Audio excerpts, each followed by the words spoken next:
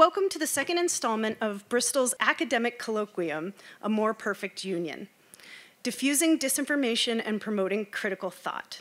The 2021-22 colloquium will focus on how disinformation impacts all of us at every level of society. In response to both domestic and foreign disinformation campaigns, we have put together an exciting year-long multidisciplinary colloquium aimed at promoting critical thinking skills by dissecting how mis and disinformation influence the world around us. As the Department of Homeland Security has stated, in today's information environment, the way consumers view facts, define truth, and categorize various types of information does not adhere to traditional rules. As students and educators, it is critical that we address this shift in the information landscape. We will be holding events throughout the year, and I encourage you and your students to attend. That's why I'm excited to introduce the colloquium's first speaker, Mr. Mike Beaudet. In June of this year, Mike received his 20th New England Emmy when he was named Outstanding Investigative Reporter. In addition to this prestigious recognition, he has received awards from the Associated Press and Radio Television Digital News Association.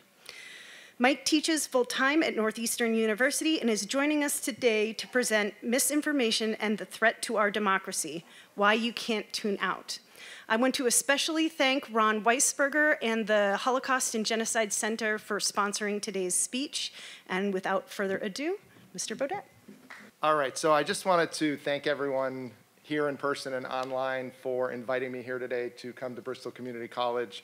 I have so much respect for what you all are doing here at community colleges. My brother and my sister were both products of community colleges, and I really feel like the community colleges do so much for the community, as the name states, but they're also really a bridge to opportunity. And so I am glad to be here today and talk with all of you and share some of my thoughts. I don't claim to be an expert on misinformation or disinformation, but I can certainly tell you that it's something that I think about all the time, whether it's as a journalist working for WCVB, whether it's as a professor working at Northeastern University teaching journalism students, or as a dad, seeing my high school son and my freshman daughter in college sort of navigate the social media world that we're all navigating, and as they try to figure out what's real and what's not, and sort of get a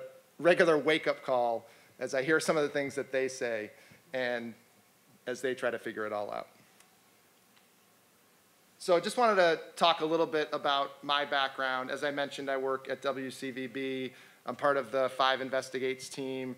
I work as an investigative reporter there with my colleagues Karen Anderson and Kathy Curran. And so we cover essentially anything and everything under the sun that would fall under that umbrella of investigative reporting. We do a lot of government waste stories. We do corruption stories. We do a lot of COVID-19 stories, I can say. I think my last year and a half, like all of you, we've been living it. But in terms of news coverage, it's been one of those stories that we just can't escape, and it continues to be sort of the focus of what we do. But as a journalist, I'm also struck over the past few years by the amount of anger, I would say, resentment, sort of pent-up frustration that the public has toward journalists. And I think because of that, it makes journalism a difficult area to be in, because essentially you are trying to do your jobs, but you're often facing sort of this public backlash.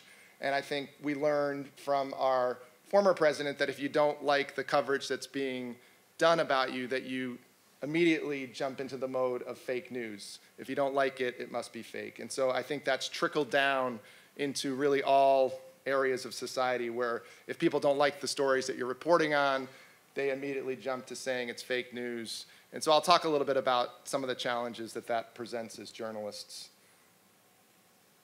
The other area that I'm involved in, as I mentioned, is teaching journalism and trying to arm the next generation of journalists to navigate these, I'd say, difficult waters that they're going into. I'm still really passionate about journalism, and I often see parents who are bringing their prospective students and saying, do we really want our son or our daughter to major in journalism? And I'm always like, yes, because I think we're always going to have this need in our society for news and for information. And I think how we get that news and information is evolving. And honestly, I tap into the students and sort of their expertise to figure out how do we deliver that information. I work in television news, and I'm not going to say that I know that students, young adults, are watching television news. I don't think they are, and I've come to that realization. And so I think we need to meet the younger audience where they are and figure out ways to deliver that news and information, which often is through social media or on digital platforms, but do it in a way that is credible and provides information that they can know is legitimate. So that's another area that I think about. This picture here was on a trip right before the pandemic sort of shut everything down. We had gone with a group of students on a reporting trip to Panama, and I'm still amazed that we got that trip in right before the pandemic happened. It was underway, but we hadn't really shut down, and so it was March 2020. We had the smiles on our faces, but then we got back and sort of reality set in. Campuses shut down everywhere, really the world shut down. So I just threw that picture up as one of those memories, but I've been impressed, I have to say, with sort of the perseverance of everyone, but the students especially. I think we've put a real challenge and burden on them, and to see my journalism students continue to go out there and to cover stories and to get it done and to figure out how to navigate it and do it in a safe and productive way has been really inspiring.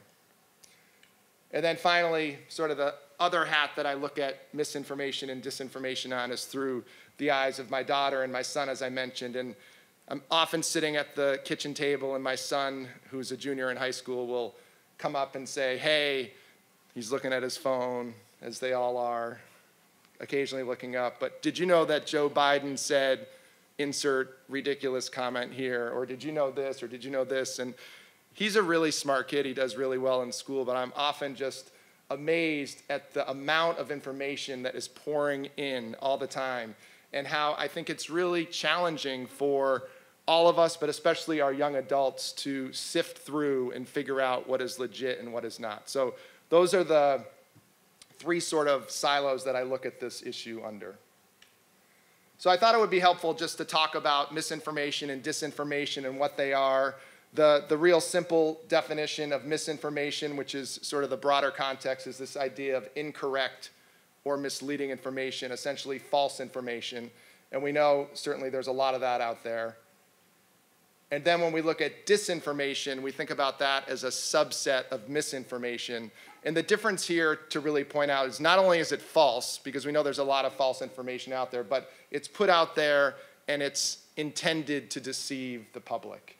And so that's what we commonly would refer to as this idea of fake news, which I know I referred to fake news earlier. I'm not suggesting there isn't fake news, but I think we have to recognize what is fake news and what is not fake news. And so this disinformation campaign, I think, is an example of what is fake news. I have a few media clips that I wanted to share, and I think they sort of sum up in some different ways from some different sources really what we're up against. And this particular one was a piece from NPR that aired in June, and it's all centered on the recount, the presidential recount that's going on in Arizona. And I think it really brings in some experts who shed light on disinformation. And I want to point out that it's now September. The election was last November. This recount has been going on since the spring, and we still don't really have the results from this recount in Arizona. Allegedly, some of that information is supposed to come out this week. But keep that in mind as you're listening to this. All right, so a couple things I want to point out about that report, because I think it's important when we talk about misinformation and disinformation that we don't turn it into a political thing. That obviously we can see that there are misinformation campaigns in politics, that our country is as divided as it's ever been. But as a journalist, I think that this is important, that we recognize that this isn't about one side being right and one side being wrong. I think misinformation and disinformation is out there, and it can be weaponized by all sides. So I think that's important to point out. So how do we get here? I think we got to set the stage a little in terms of, I think what we really have to look at is trust in the media. And this is fascinating because I think we all know that trust in the media is down, and we'll talk about how down it is, but I wanted to go back and look at how it's evolved over the years. And so this is Gallup, one of those polling organizations that's been around for decades, and this just looks at trust in the media since the 90s, since 1997. In 97, you can see it's about 53%. And the question that they're asking on this particular one, just clear this out of there, is, in general, how much trust and confidence do you have in mass media, such as newspapers, TV, and radio, when it comes to reporting the news fully, accurately, and fairly? A great deal, a fair amount, not very much at all. So we're getting that great deal and fair amount combined into this 53% in 1997, dipping down to 44% in 2004 or so, and then we can see that trail continuing into 2016 with 32%.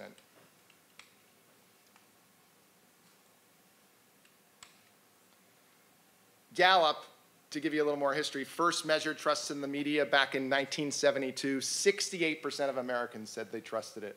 And then it went up to 69% in 74, and then 1976, post-Watergate, by the way, when sort of investigative journalism was having this resurgence and appreciation, 72%. But then 2 decades later, when they looked at it again, it was down to 53%. So we can see, at least since Gallup's been measuring it, the 70s were that high watermark. And we've had, essentially an erosion that has continued until this day. This is a piece from Axios just talking about the media trust hitting a new low, and this is in January of 2021. By the numbers, first time ever, fewer than half of all Americans have trust in traditional media, according to this data. Trust in social media hitting an all-time low of 27%. This one really struck me. 56% of Americans, so more than half of Americans, agree with the statement that journalists and reporters are purposely trying to mislead people by saying things they know are false or gross exaggerations. And so I think that in and of itself says we have a problem. When the American public is so distrustful, more than half of Americans are so distrustful of journalists.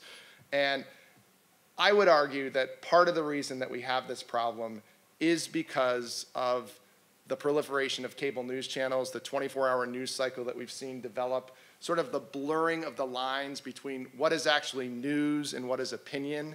And so I think that that has been an ongoing problem where people cannot necessarily make those judgments themselves as what is journalism, what is opinion. And you can't really blame them when on many times you're looking at a newscast at 1 hour on a program, and then you're looking at an opinion program the next. So I think it's hard for Americans to make that clear. The title of this presentation is really about democracy, and as I was thinking about what I wanted to talk about, I sort of thought about myself over the past few years, right? And I love news. I love to watch news. I love to read the newspapers. I love social media. I love all of those things in ways that we are getting information. But I'm honestly exhausted, and I'm in this business. It's exhausting to keep up with everything. It's exhausting to think about, every possible angle of every possible story and what's true and what's not. And so I'm thinking if I'm exhausted and this is my line of work, then the average American must be really, really exhausted. And I think, it's important for us to think about democracy, and I'm going to talk about this a little more, but not to be too pie in the sky about it, but it really is about our democracy and keeping our democracy alive and keeping a check on government and keeping a check on reality. And so I think journalism is such an important part of our society. And Axios summing it up here, why it matters. Faith in society's central institutions, especially in government and the media, is the glue that holds society together. And we'll talk about that more. It's not patting ourselves on the back. It's how we hold institutions accountable, powerful people accountable. It's how we inform the public so that they can have a debate about the issues, so that they can go to the polls and make decisions and be informed about what they're doing. And that glue that was dissolving a decade ago has now, for many millions of Americans, disappeared entirely. So sort of sad to think about that, but I also think that it's an important thing that we don't look at it as hopeless, right? I think that's why I'm here today, because it's not hopeless. We can't sort of give into this idea that that's it. We're just going to have to live like this. And it goes even beyond just the United States. U.S. ranking last, this is from Poynter just in June. U.S. ranks last among 46 countries in trust in the media, according to Reuters. 29% of people surveyed in the U.S. said they trust the news media, compared to 45% in Canada and 54% in Brazil. So this sort of attack on our democracy, I think, is really taking hold in the United States. You know, I recently did a piece for the anniversary of 9/11. 20 years ago, we had, you know, the worst terrorist attacks on U.S. soil, and 2 of those planes left from Boston. And so at WCVB, we put together a hour-long special. And in one of those specials reports, in one of the interviews I did, I interviewed the Anti-Defamation League. And I said to them, because they track hate and they track hate incidents in America, and I said, what's different now? You know, what is different that you're seeing? 20 years ago, we all viewed this threat, at least after 9/11, as being external, that there were people outside of our country that wanted to cause us harm in the country. And now in 2021, what are we seeing? And the ADL said, look, we are seeing a threat from within. That's where the threat is coming now in 2021. It's homegrown. And I said, well, why? Why are we seeing that? What's different? And his words stuck with me, was that this idea that we can't forget about how much the internet has proliferated our society. And while it's a wonderful thing, don't get me wrong, and we use it all the time, including right now, that's how we're being able to, you know, broadcast this talk to a lot of people. But it also allows people, he said, to find a community that they want to find, that might be extremist, that is essentially an echo chamber, and sort of repeats exactly what they want to hear. And it doesn't take a lot of time to do it. Within minutes, you can find a community of hate, and that community of hate can just continue to breed hate. And so that's really, I think, what's different as we look at 2021 compared to 2001. Of course, January 6th is a day that a lot of us think about when we talk about disinformation and misinformation and sort of what led up to the siege on the Capitol.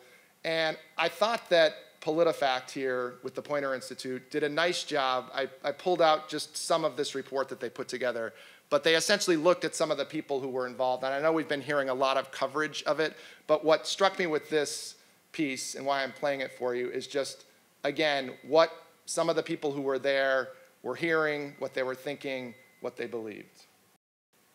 So just a couple of examples there, and I know we've heard other stories, and sort of the final chapter on January 6th hasn't really been written yet, but I think it's fair to say that there was a lot of misinformation going out there and fueling some of those people who showed up there that day. I wanted to also point out another study that my colleagues at Northeastern worked on that came out just this month. And I think it also provides a little insight into how we view information and misinformation ourselves. And what they found in this national survey is that people suffer from an overconfidence regarding misinformation. And I think this is important because we all like to think, I wouldn't fall victim to misinformation or disinformation. Other people would. And that's essentially what the findings, that's okay, came up with. So again, on this question that was asked, how much do you agree or disagree with the following statements? I can identify misinformation. And what they did was they divided it up into people who identify as conservatives, liberals, and moderates. And on this left side of the chart, the green and the yellow, that is somewhat agree and strongly agree. So across the board, essentially, conservatives, liberals, and moderates all think that they can identify misinformation. The second question, general social media users can identify misinformation. And when you went to other people, not just yourself, the numbers sort of switched the other way to strongly disagree, somewhat disagree, and neither disagree. And that was essentially across the board, conservatives, liberals, and moderates. So it's this idea that we think that we can identify it, but we don't think that other people can identify it. And I think that's important to consider as you're having conversations, as you're reading newspapers, as you're watching news sources, is that as a whole, we think that we're not going to fall victim to misinformation. So again, this was the idea of people not being able to, or people thinking that they can identify misinformation, but that others can't. And you can see on the left side, across the board, conservatives, liberals, and moderates that were surveyed across the country thought that they could recognize it, but then when the question was posed, do you think other people can recognize it? And it shifted across the political spectrum that people thought that they probably could not, in fact, recognize it. So this next report that I wanted to show you was on CNN this week. And obviously, we're still living with COVID-19. We're in the middle of the pandemic. I think we'd all like to hope that we have crossed over to a better place, but I think we really don't know what's going on. It seemed like things were looking much better a few months back, and then we had the Delta variant, and we really don't know what's to come, but fingers crossed that we're doing well. The vaccines are still continuing to roll out. There's still a lot of people who don't want to get them, but this was a case of a family who lost their father, and I'm playing it because they talk about the misinformation and why the father who ended up dying did not get the vaccine.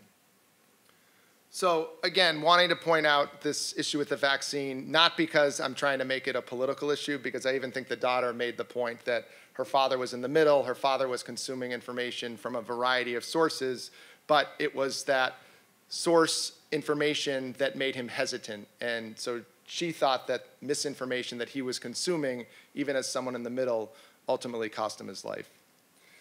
So we started talking about this at the beginning. Why is misinformation a threat to our democracy? And I think it's important to remind everyone sort of the role of the press and this idea that the press, which we would call it, and I think in 2021 we really call it the media, is the fourth estate, this idea of the fourth branch of government, the executive branch, the legislative branch, the judicial branch, and then the media, the fourth estate. And the idea that the fourth estate is supposed to put a check on power. It's supposed to hold our leaders and institutions accountable. And then the idea that the media is here to inform citizens, to encourage a thoughtful debate of the issues regardless of politics. And that a lack of civil discourse creates a weaker democracy. One of the things I'm involved at in Northeastern is a research project where we're looking at the future of local television news and sort of taking it from the standpoint that the industry needs to evolve. Most people across the country are still getting their news from television, but the reality is that the audience in television is graying. It's getting older and older. And that if we want to reach the younger people, the students here at Bristol, the students at Northeastern, the people out in our communities who are not older, we need to meet them where they are, and that's meeting them on digital devices, on their phones, on their computers, on whatever digital device they might be using. And so our project at Northeastern is sponsored by a foundation called the Stanton Foundation. Frank Stanton was the president of CBS, and the foundation believes in a better informed citizenry and really upholding this idea of democracy. And so because of Dr. Stanton's background in television, they're also passionate about television and have supported us as we look for new ways to reach people. And one of the things we were looking at most recently was using animation and video news storytelling and try to tell stories in a way that are more engaging so that people not only are sort of drawn to it to watch, but then as they look at a complicated process or a complicated concept, if we can animate that data and make it more understandable, they ultimately get more out of it. And so that, to me, has helped sort of solidify my belief, this research project, this foundation's sort of belief in a better informed citizenry about how important it is. And I do think that television can play such an important role in the future of our democracy, but we can't rely on people to be watching televisions, right? Because to a person, when I'm sitting in front of my students at Northeastern, and these are journalism students, and I ask them, are you watching the local news? And not one of them is. And so I think we have to come to terms with that reality. but they all have their phones, right? And maybe they're texting or doing something else on social media, but it's also a platform where we can reach people, where we can educate them. And so I think that that's really important to do in order to strengthen our democracy.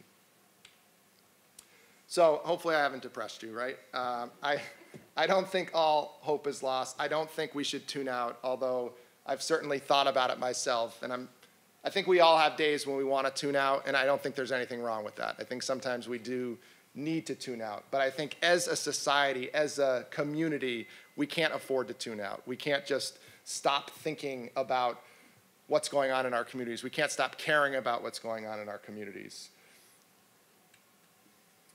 I found a study which, as I was looking for solutions, right, I didn't want to end on a negative note and throw all this out there and not offer some hope. And I found it really insightful. It was from the American Psychological Association, and they looked at misinformation from another perspective, right, about how it's impacting psychology in our minds. And the fundamental problem, according to this study, with misinformation is that once people have heard it, they tend to believe it and act on it even after it's been corrected. So that's pretty powerful. Even in the best of all possible worlds, correcting misinformation is not an easy task. And so when we look at where some of this misinformation and disinformation is coming from, when we look at the United States for so many decades being seen as this cradle of liberty and upholding democracy across the world, and we see so much misinformation here, I just can't believe that it's on accident. It's not an accident that we're experiencing all that. So they talk about efforts to stop the spread. Psychological research backs several methods of countering misinformation. One is to debunk the incorrect information after it has spread. But they're saying what's more effective, this is really interesting, what's more effective is inoculating people against fake news before they're exposed. And they're calling this pre-bunking. And they're saying, like a vaccine, we expose people to a small dose of misinformation, explain to them how they might be misled, and then if they encounter that misinformation, it allegedly no longer sticks. So again, I realize it's a little idealistic to think we're going to subject every single person in the United States to this inoculation. We can't get people to take a lot of vaccines. I don't know that we're going to get them to take a misinformation vaccine, but I think it's worth thinking about and talking about and having those conversations. And one of the things I came across, which I'd certainly encourage people to check out, is at www.getbadnews.com. And it's a research tool that they use. They're calling it a gamified intervention that simulates a social media feed and teaches people how to distinguish between real and fake news headlines. More than 1 million people have played this game. And what they've shown, according to this APA article, is that it can boost participants' ability to identify misinformation. So you play this game and you can potentially identify misinformation, but again, what they're saying is it's sort of wearing off, just like any vaccine potentially does after about 2 months. But if you're looking for a way to get involved and think about misinformation and maybe share it with some other people, you may want to check out this website. What can journalists do? I sort of think of what can journalists do and what can we all do? And I'll talk a little bit from my perspective as journalists, what do we do? And I say this to my students all the time, that it's always been important to be accurate in what we're covering, but I think it's more important now than ever to double check, triple check, and get every single detail right if at all possible. We're human. Mistakes happen. I'm not going to sit up here and tell you that I haven't made mistakes in my reporting and that I won't make mistakes again in the future. It happens. But I think it's really important that we emphasize that to upcoming journalists and also to journalists themselves to not be sloppy, to take second looks, third looks, get another pair of eyes, another editor to double check and triple check everything. Because I think when we make mistakes, and they are bound to happen, it opens us up to criticism about fake news and that we're intentionally trying to deceive and misinform people. So I really think accuracy is important. And part of that, I think, is widening our circle of sources and not just going to the same people that you always go to for expert information, and trying to include diverse opinions outside of those typical ones that we go to. I think about the 2016 election, right? And I think there were so many people in this country. I actually was not one of them, but I think there were a lot of people in this country that were very surprised that Hillary Clinton lost the election. And I think part of that, when there was a sort of look back and sort of a searching of the soul of what went wrong or what didn't go wrong, not in terms of the campaigns, but in terms of the coverage, was that people weren't paying attention to what was really going on in this country, and sort of the anger and the distrust of the elitism, and sort of this idea that people felt like they weren't being listened to. And so I think as journalists, it's important for us to think about that too. And I don't think it can be done simply. I think we have to do it deliberately and think about how we're covering stories, what stories we're covering as a news organization, what stories we're covering individually, and really try to make sure that we're answering questions and we're finding a diverse set of opinions that reflect reflect the community rather. Now that doesn't mean, and I talk about this with my students a lot, that we should be doing, we talk to this person and so we're going to talk to this person to get the opposite opinion. I think as journalists, it's our job to evaluate information, find evidence, find documents, investigate, and figure out the closest thing as we can to the truth. And so that doesn't mean that we give every opinion equal footing in your story, but it means we seek out and find opinions and find people that may be representing segments of our population that we didn't really realize were feeling in a certain way.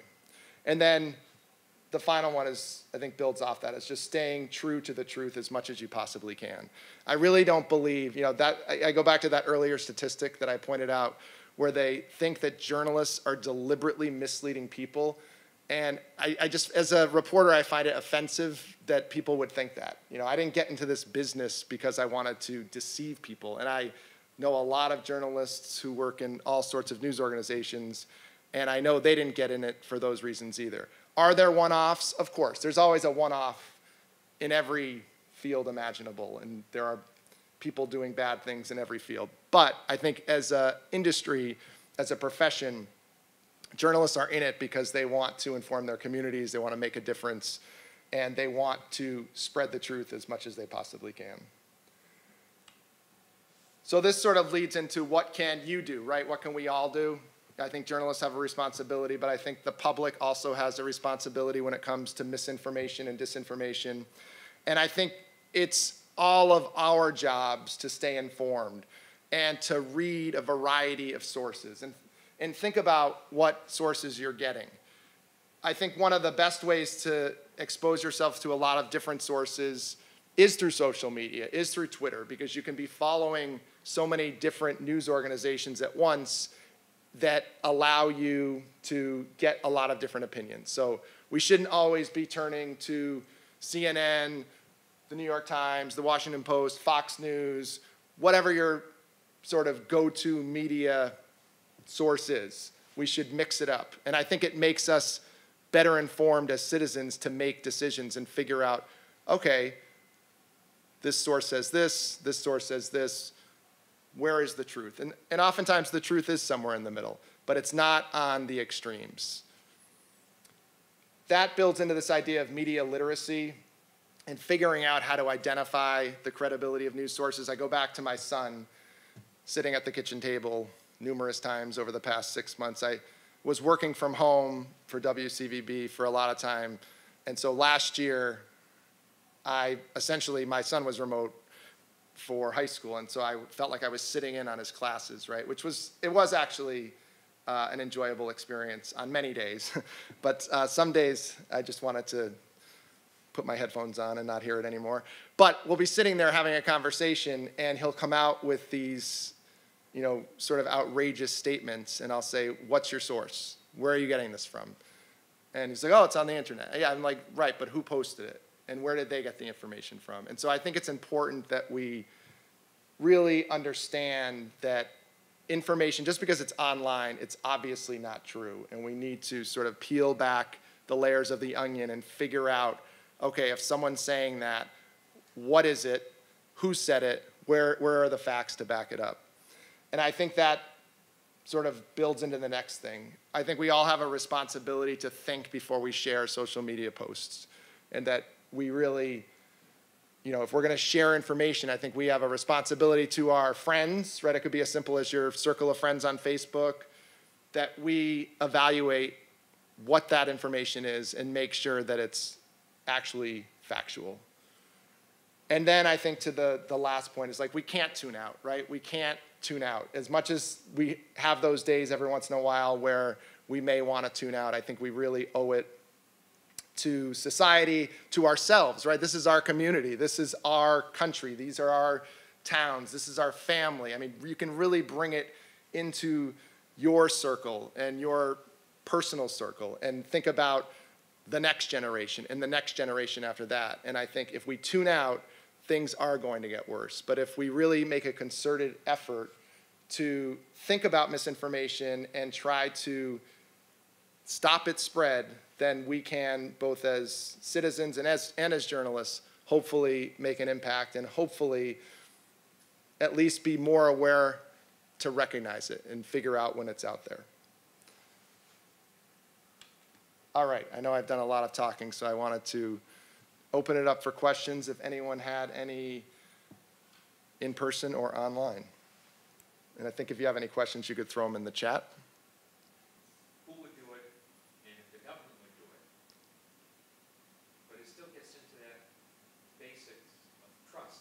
But just if you would comment, I guess, government regulation of the internet. Right, so the question, I don't know if folks at home could hear it, but the question was this idea of government regulation on the internet. And so I'm not going to claim to be an expert on regulation of the internet, but in general, I'm always wary of sort of the government getting involved with the media, because I'm worried that once you have government overseeing news organizations or having a hand in what we publish or what we broadcast, that there is always the potential for censorship and those types of things. So I think it's a fine line. I think we did see, we really saw it in the last election where the social media companies like Facebook and Twitter finally were acknowledging if information was false or questionable, and arguably too little too late. So I think there's certainly a responsibility on the part of social media companies, I would think, to do something to regulate, but I would be hesitant to see the government sort of infringing on freedom of the press and our ability to do what we do. Because as soon as you have that, then you have news organizations worried about government oversight and maybe not covering stories in the way that they should. But I think there's certainly some room there for social media companies to take on more of a responsibility and not do it post-election, essentially, like after the fact, to save face or whatever that was all about. I guess the final chapter on that has still not been written. Sure. Okay. I have a question from the chat. Sure. A faculty member is asking, as educators, what's our best strategy for helping our students avoid becoming victims of disinformation or misinformation? Sure. So the question was, as educators, what's our best strategy for helping our students not become victims of misinformation and disinformation? And I think a lot of it is really just hitting home the basics of making sure you're well read, right? Making sure that you are reading a variety of sources. So maybe we need to, I try to direct my students to a variety of sources. I don't want to tell them one or the other, but Northeastern's in Boston, so I'm saying read the Boston Globe, read the Boston Herald, watch some local newscasts. So I think it's important to figure out, sort of what bubble you're in and how you want to sort of frame it for your students. But I think sort of leading them to some of these sources that they may not normally tap into. I think we take it for granted often as adults and as educators that people are tuned into the same sources that we're tuned into, and I don't think that they are. I use it as an opportunity. I like to hear, okay, who are you following on Twitter? I asked my students this week to follow 5 different news-related people, and so it's always sort of fascinating to see who they're following, and then I'll tell them who I'm following. So I think we just have to encourage them to consider a variety of sources. I think that's one way, and just be as informed as possible, and to think about, where did you get your news and information? What was the source? That simple question, it sort of stumped my son when I asked him, okay, what's the source? And he didn't have a good answer. It was just, so-and-so said it. And so I think sort of making them trace back what the source of their information is if they're talking about something can be a healthy exercise. A question up there. Yeah, so I have a question regarding, how did we get here? We have this standard of journalism, right? Like in my mind, to stick to truth, to report facts, to make sure you're checking your sources. How did we get to this 24-hour news channel where it's more opinion? Like, are there ethics oversights for some of these journalists who are lying to the public? I mean, like, it just seems like there's this push towards more sensationalism than there is factual reporting. Right. So I don't know if people at home could hear that, but the question was just like, how do we get here?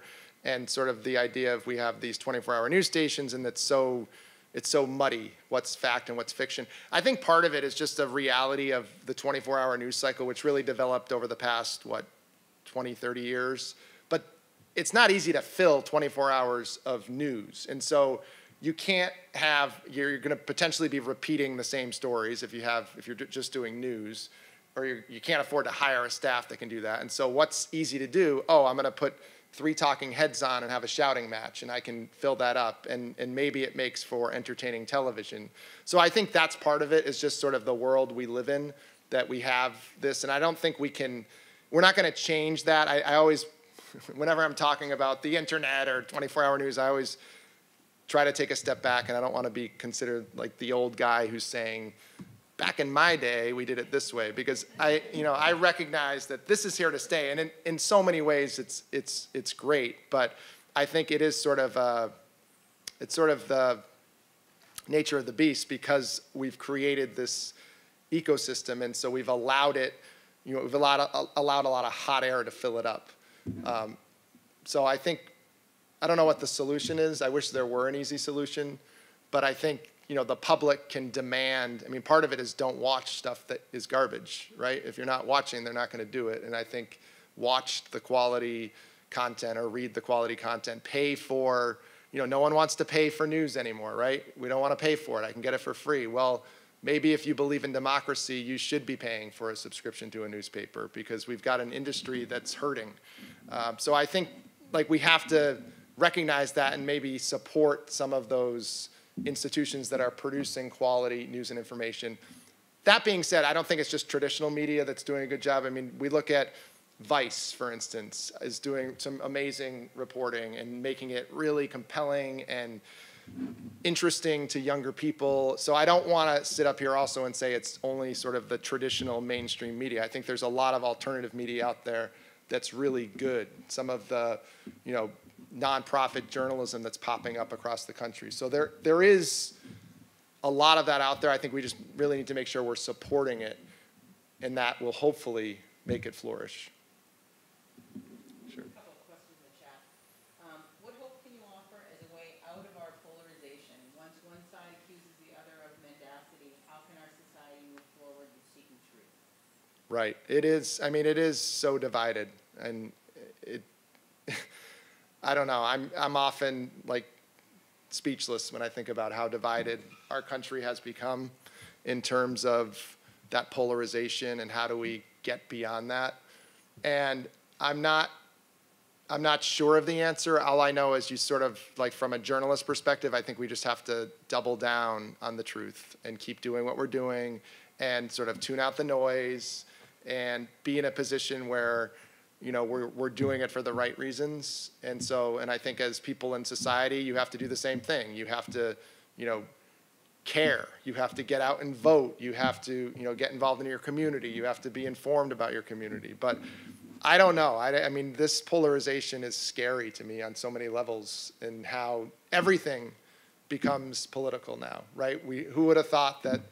I mean, maybe we did think it if we really thought it through, but how polarizing the pandemic has become, how wearing a mask or not wearing a mask is supposedly making a political statement. And so I think, you know, I don't know what the easy solution to that is. I'm not sure that there is an easy solution.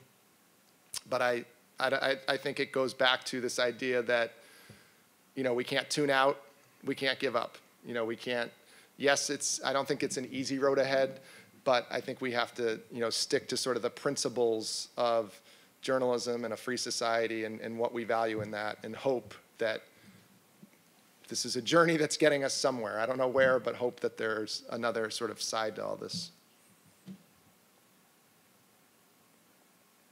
Hi. Hi. I have a quick question. So do you think confidence in the news is in any way correlated to age demographics? Particularly with, like, I feel like older generations have like a higher rate of blind confidence in the news, I would say, but I'm coming at this from the perspective of a 19-year-old. Right. No, I think that is, the question was about whether trust in the media correlates with age. And I certainly think there's some of that, and I'm sure there's some studies we could pull up that would sort of break it down by age. But yes, so I think that I'm sure there's some of that. But I also think that, I think it's across the board as well. You know, I think there's sort of this distrust across the board, and I think because it goes hand in hand with the polarization, which I think is at every age group, right?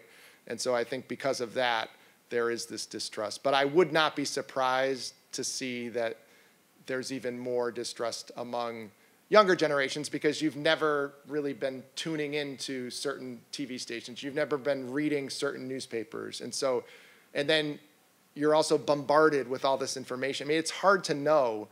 You know, I go back to my son again, but again, a smart kid, it's hard to know. I think I feel for younger people in some ways, because I think it's hard to understand or know what is real, right? Because you're getting so much information, and everything that's on your feed at any given time, whether it's Snapchat or TikTok or Instagram or whatever it might be. I guess it's not Twitter or Facebook with the younger generations, but it's those three, and I'm sure something else that I'm not thinking of. But I think it's, you know, sort of clouding, you know, everything, and so it's harder to know what is legitimate. So I think it could, in fact, erode trust, because you don't know what to believe, right? And I think that's the problem for a lot of people. We just don't know what to believe because we're getting so much information.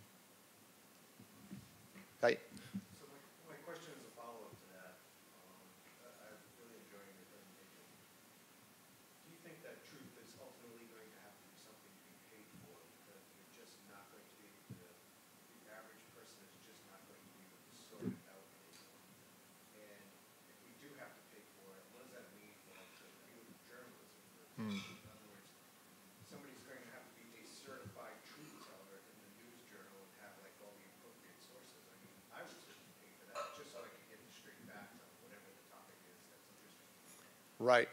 So the question was, are we going to have to pay essentially to get the truth through journalism? I hope not. You know, I mean, on the one hand, I'm saying support news organizations and get the subscriptions, but I'm also cognizant that people don't want to pay, and so I think like we're sort of creating a divide if we make it that you have to pay to get that news and information. I think we have to pay to support good journalism, but I think there's a lot of, you know, there are a lot of one-offs out there, people online who are doing interesting things, younger digital journalist teams, nonprofits. So I think there's a lot that aren't necessarily charging, but they're doing good journalism. So I think we need to sort of recognize them, rally around them. But I think if we expect everyone to pay, you know, I just don't see that being I just think of my own kids, I think of my students, they really don't want to pay, and they figure out all the tricks to get around the firewall and all that. So I don't know. I don't think that can be the only model, but I think it should be part of it, that there has to be an embrace of some subscription model. And I'm not sure that the subscription model we have right now is the right one, where we're paying for each organization. It's like maybe there needs to be something where we can pay for a collection of news content. It's called a library. Yes, there you go. Right. Visit your library. Exactly. You can get it all for free. That is a good point. That is a good point. And I think that, people forget that. They forget all the resources that are at the library, all the content, all the news and research and everything that really can be right at your fingertips. So yes, a plug for the library here and libraries everywhere. Absolutely. We're getting cheers in the chat. Great. There are a couple more questions in the chat. Do you think that the decline of newspapers and the merging of local papers with larger corporate news companies are also contributing to the decline of trust in the media? Absolutely. I think that we've seen, it's happening in newspapers, and we're seeing it on the television side. It's a little slower on that end, but it's happening in TV too.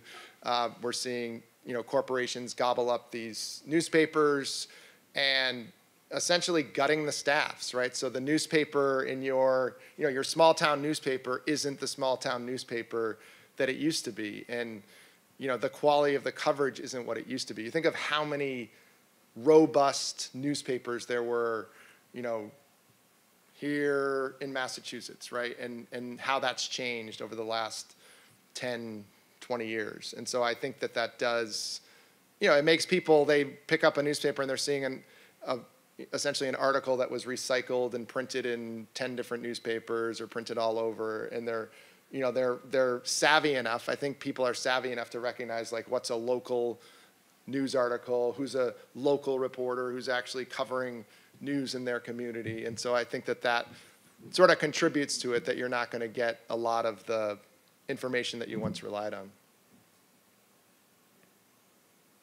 Sure. With all this kind of misinformation going on, how can we even tell what sources are credible and which ones are not? Oh, yeah, I know. That is a good one.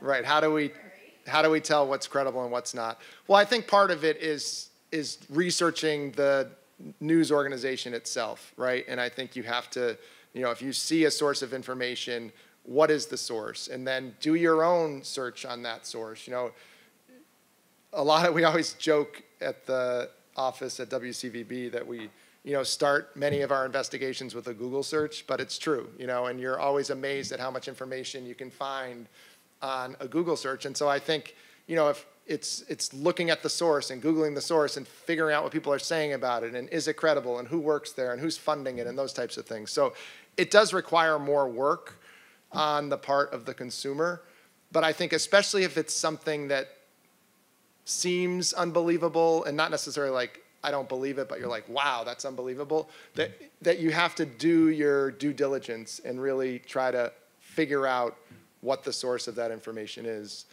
And maybe stop the clutter a little. I look at my Twitter feed. I've been on Twitter for, I don't know how long, 10 plus years, and I have so many things that I'm following. And I was saying to my students the other day as we were talking about Twitter that I'd love to just like purge and start over. And so I think it's not a bad idea to sort of purge and then, deliberately follow certain news organizations or people or digital outlets or whatever it might be. So you sort of clean up your feed and make sure that you're listening to a variety of sources, but hopefully sources that seem credible. But not an easy task to do. I think that's why we're all here, right? Because we know it's a problem, but I think recognizing it's a problem is half the battle. Because if you know that there's misinformation out there, you can be on alert and you can be thinking about it, and hopefully you can recognize it. And certainly if you're going to share it, going back to my sort of tip, like if you're going to share something, I hope that you sort of take on the responsibility to make sure that it's coming from a legitimate source that you trust. It's my question. Sure. I was intrigued by this idea of inoculating people to misinformation, this sort of pre-crime idea, Right. Which seems really hard. It's interesting because we're all looking for solutions, right? Right. So, but I wondered, couldn't that be also adopted by people that are trying to promote misinformation by saying, if you hear this, here, and really kind of looking at, rather than inoculating people to misinformation, kind of prejudicing someone to good information they're likely to read someplace else. Right. The idea could be weaponized against. I think it could, and as we're talking about it, I'm wondering if we need to do a better job, you know, in the younger ages of our students, right, with educating them. You know, I don't know if it's that test that I showed, I don't know enough about that, but I thought it was interesting, or doing something, and I'm sure there's some of this education going on in our schools, but maybe we need to emphasize it even more, this idea of media literacy and really starting younger. And I think that might help, because yes, I think whatever steps we take, the people who are peddling misinformation and disinformation are going to be watching, and they're going to be trying to figure out their next step.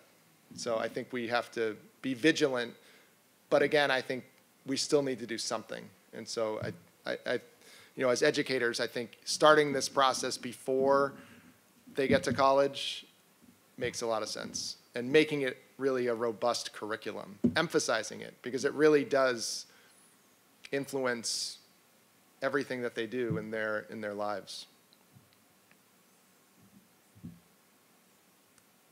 Excellent. Well, thank you all so much. I appreciate your time. Thank you. To say thank you so much to Mike for joining us here today to talk about mis and disinformation. I hope you guys will join us in early October. Our own Steve Frechette is going to give us a talk about how the FBI has been tracking the Capitol rioters. It's going to be a really interesting talk, and we hope that you join us. Thank you so much, everyone. We're really thrilled. Thank you again. Thank you. Have a great evening.